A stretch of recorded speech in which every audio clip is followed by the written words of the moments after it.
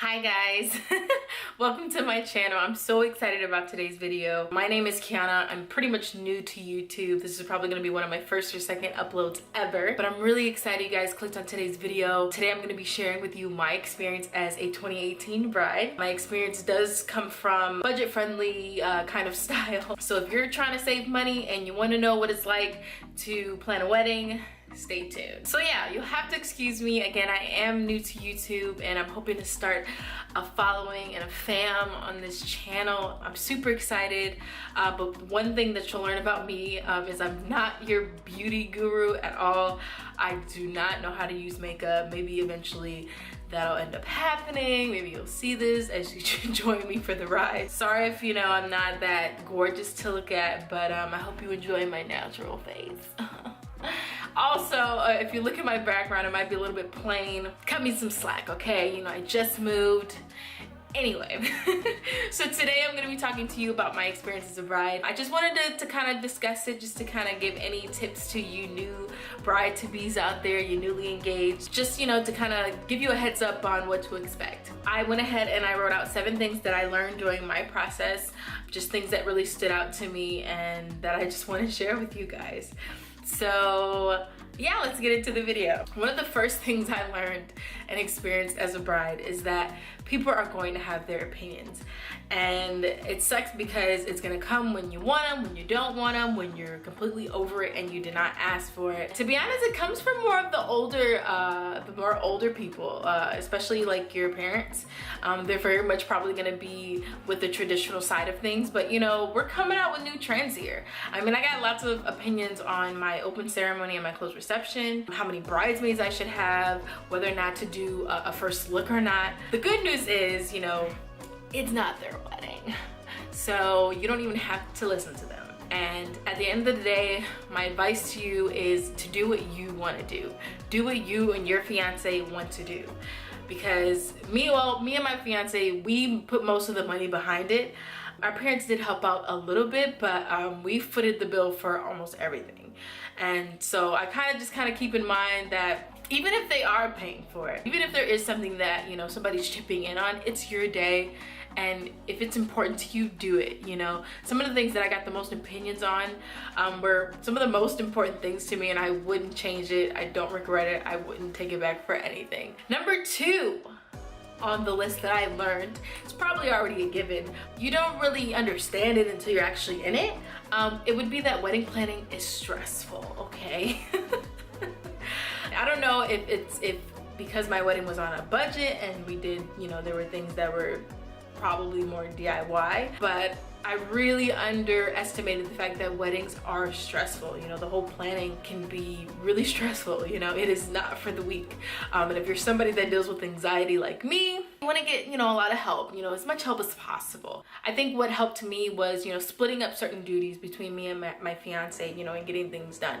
Like I said, you know, because we're more of a DIY kind of a wedding, it can just be very important that you don't, you know, take all the responsibility on yourself. You know, you definitely want to make sure you know, give your maid of honor something. You definitely want to make sure you give your bridesmaid or your fiance something to do, you know, some kind of help, you know, and hand in something. But yeah, it can be very overwhelming. I know there were many times that I just wanted to throw in the towel. I said, you know what, let's just freaking elope. I don't want to do this anymore. But you know what, at the end of the day, I stuck it out and I'm really glad with how everything, you know, came together. So just a heads up, it's going to be stressful, especially if you're taking on most of the responsibility. But as long as you're motivated by your dream and what you imagine for your day, you'll definitely pull through and you'll be fine. But with that said, my advice, you know, to help with the stress would be to hire a professional coordinator. Oh my gosh, I can't emphasize that enough. In the beginning of our wedding planning, we completely were gonna be like, DIY, we don't need a coordinator, it'll be fine. no, I don't know what I was thinking. Obviously God had his hand in that. And if you're from the Chicago area or the Ohio area, my coordinator comes from a company called First Comes Love Bridal. She was absolutely amazing, very, very, very inexpensive, and she did an amazing job. She can do, you know, almost anything, and we really only needed her for the day of coordination. Even just that alone really helped. And looking back, I'm just like, I don't know how I would have been able to do any of that, you know, without her. So that is one of my biggest recommendations for planning a wedding DIY, and to kind of help with the wedding stress, is to make sure you invest in a wedding coordinator, a professional wedding coordinator.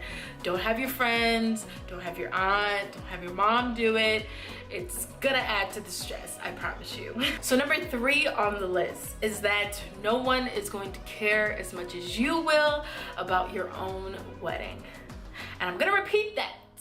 No one is going to care as much as you will care about your day. I think this was probably one of the hardest pills to swallow. Sometimes you're dealing with people that don't really get it, especially friends, you know, especially for if you're part of a younger crowd. You're dealing with friends that don't really get, you know, the stresses that go into a wedding, especially DIY, especially if you don't have that much help. And it can just be really hard to get people to do what you want to do. But, you know, unfortunately, you know, it's your day, it's not theirs. They're not necessarily gonna get it, and you just kind of just gotta do your best, you know, really kind of stay on people, you know, make sure they're doing this and this and that. Again, when you split up tasks between you and your fiance to do, you know, you tell them to text this person, make sure this is getting done, whatever. It can really help with that. Yeah, it's just not gonna happen. Number 4 on the list is to keep track of your budget. Like I said, with us being DIY, there really wasn't room to go over budget, and unfortunately we did. And it was honestly just a poor way of how we planned things and how we, you know, the system in which we bought things, and it just kind of really backfiring. And I think that was kind of due to, you know, the stress, and, you know, the closer we got, the more we're just like, oh, whatever, you know, we'll pay for this, we'll pay for that, whatever. And there wasn't really, you know, thought and, you know, sitting down and, you know, and really subtracting things from the budget. And so in the end, we kind of got screwed over a little bit, but, you know, you live and you learn. So that would just be my advice to you, is just to pay close attention to your budget, really keep track. It's important, because we ended up moving to Arizona and could have, you know, had a lot more money to support, you know, this move. But yeah, keep track of your budget. Number 5 on the list, it's a little bit more personal, but it's just something that I went through and something that I feel like people don't really talk about. It's that cold feet is real. So don't be alarmed too much. Like I said, I'm someone that deals with a little bit of anxiety, and I think it's something that I was able to, you know, I've talked to my other friends and they experienced as well, but it's just not something that I feel like, you know, is really talked about.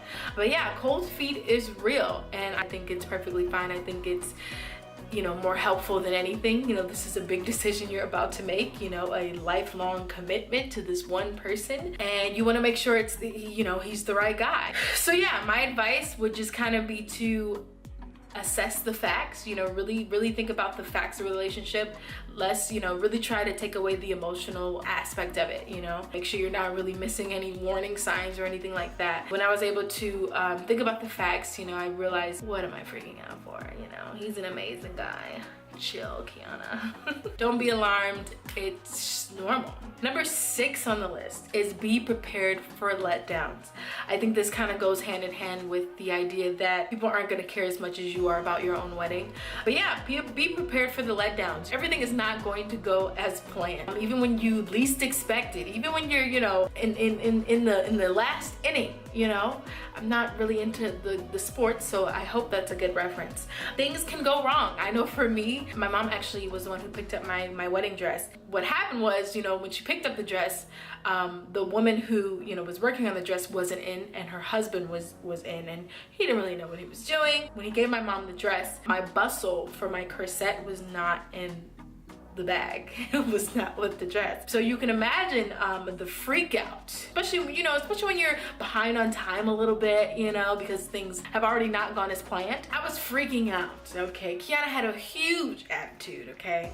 But, you know, God saved the day, and we worked it out and found something to strap me in that thing. Even at the last minute, something can go wrong. Really just gotta, like, be prepared for it. I know my My rehearsal, oh my gosh, my rehearsal was terrible. I was crying, okay, real tears, okay. I thought it was gonna be trash. I mean, my wedding looked nothing like what my rehearsal did, but it was absolutely terrible. Everything worked out, you know, the way it was supposed to, and yeah. That brings me to my seventh and final point, is everything is going to be beautiful. Whether or not things go wrong, whether or not you're gonna have this, you know, in it or not, or whatever, trust that everything's gonna be beautiful. You're gonna be beautiful. Something else is, I tried to lose weight during this process, and because I was so stressed out, I ate, you know, instead. So, but at the end of the day, I accepted that, you know, hey, this is gonna be my body. I was able to love myself and just embrace how everything was. I really feel like God was present at our wedding. Everything about that day just, you know, really shined a light on him, because from the rehearsal and stuff that happened, I don't know how, I really don't, but everything just went beautifully and came together gorgeously, and it was our day, you know, it was special to us, and it'll be special to you. So I just want to thank you guys for joining me on this video. I hope you guys could take some things away. I hope I helped you guys in any way. And yeah, hopefully soon I'll be coming out with something else. A little bit of a background story is that me and my husband, we dated for 2 years. We met in college, Columbia College. We actually lived in Chicago. We just moved to Arizona about 2.5 months ago. But yeah, we just got married April 27th. And yeah, living the life right now, figuring it out, you know. I just want to say congratulations to you, and I'll see you on my next one. Bye.